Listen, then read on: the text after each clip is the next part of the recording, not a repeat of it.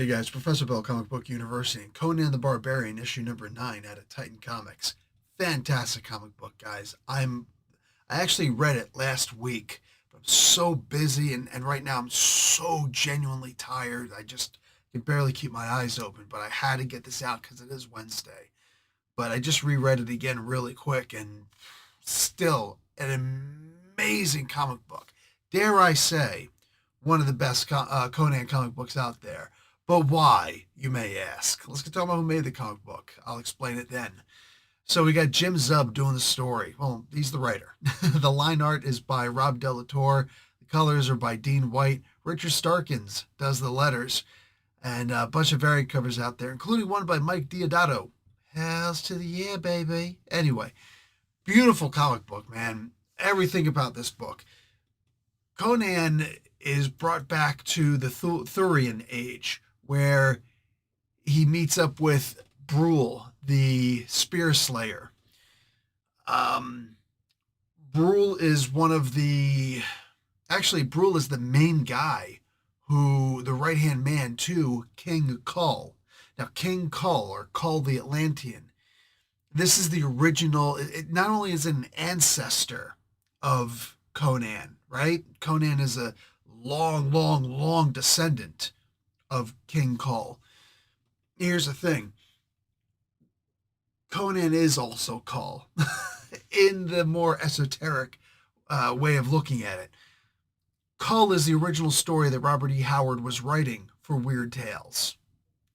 Uh, this is the character who he did, but then there was one particular story that he had made where where Kull died at the end of it, and the publishers for Weird Tales were like, "This is a popular character that people love. You're not going to kill him. It's not going to happen." He's like, "No, no, no. I'll write other stories. I wrote the beginning and I just wanted to write the end. Now you just write all sorts of stuff in between." They're like, yeah, "No, you're not going to do that." Well, instead of just destroying the script, he simply rewrote some of the characters. So it's hysterical. The exact same characters are in the story in a Kull story, except Kull didn't die at the end. Likewise, the Phoenix on the Sword, which became the first Conan story, this this is that failed script.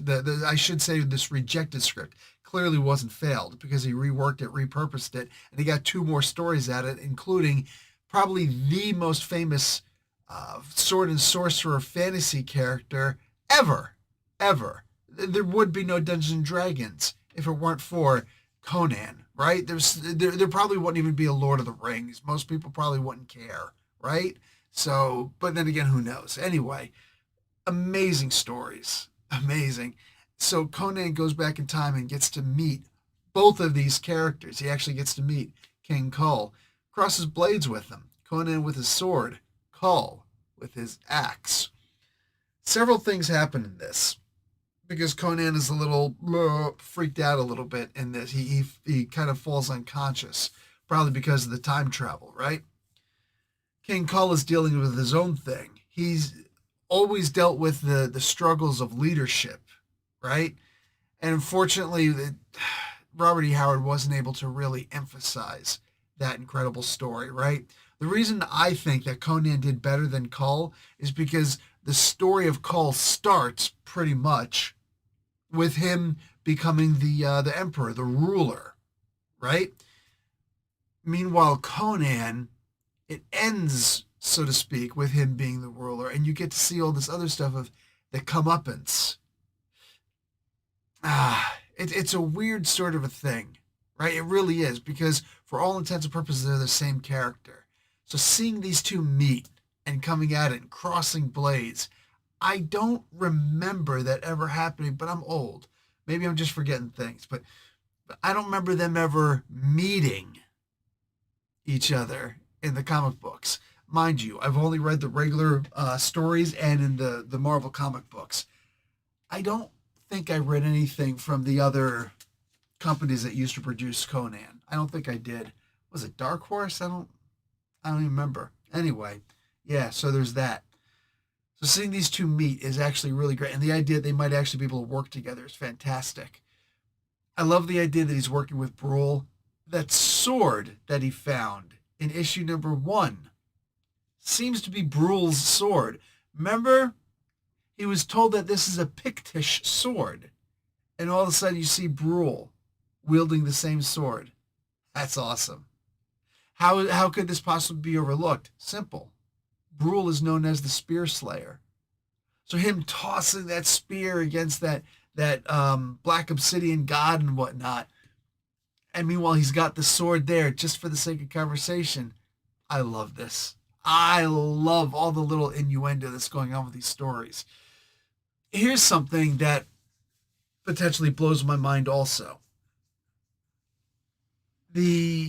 What the heck is that elephant god's name again? Yara. So I actually had to look it up and I forgot it. Darn it. It is the Tower of the Elephant. Remember that story?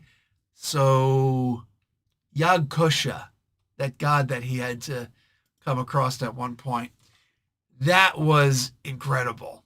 That he actually got to see this guy again. He gets summoned by these two babes. Like, hey, come, the wise one wants to speak with you. He's like, the wise one, what's that? And he goes up, it's the Tower of the Elephant. And it's like, here's the dude. Like, he's just walking around. He's not stuck to a seat. He's not super over bloated. He's not tied up in chains and things like that. Right? And so he's just walking around. He's like, hey, what's going on, bud?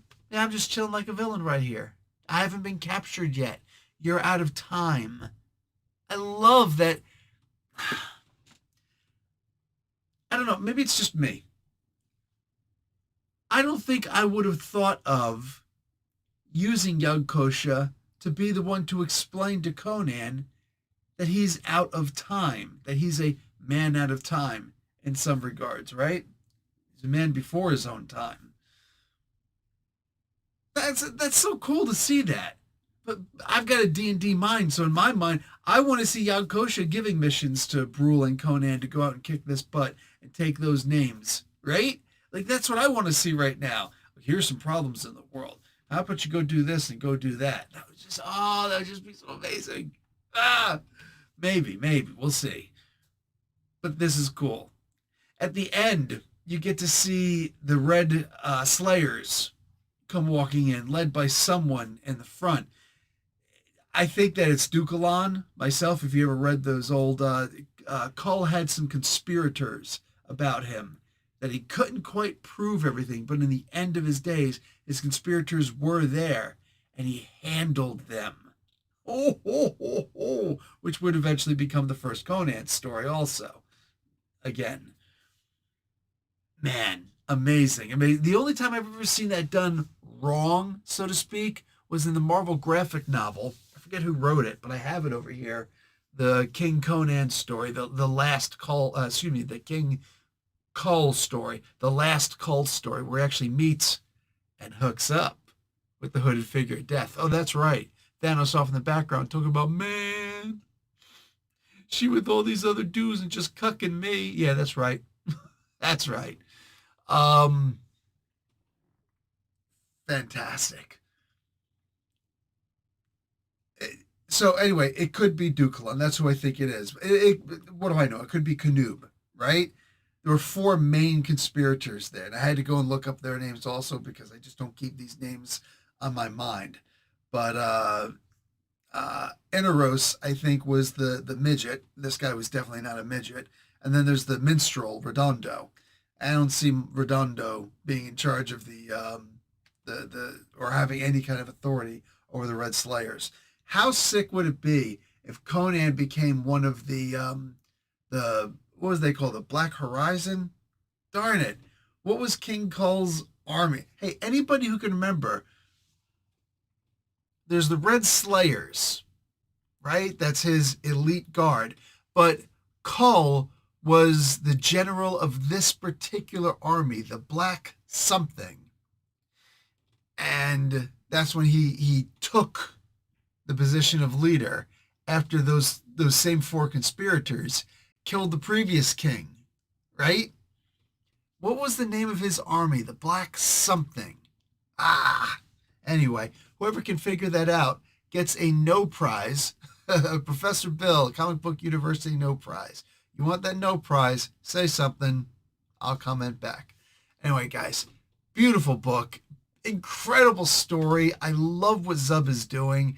I have been reading the other stories, but I just haven't gotten around to doing videos for them.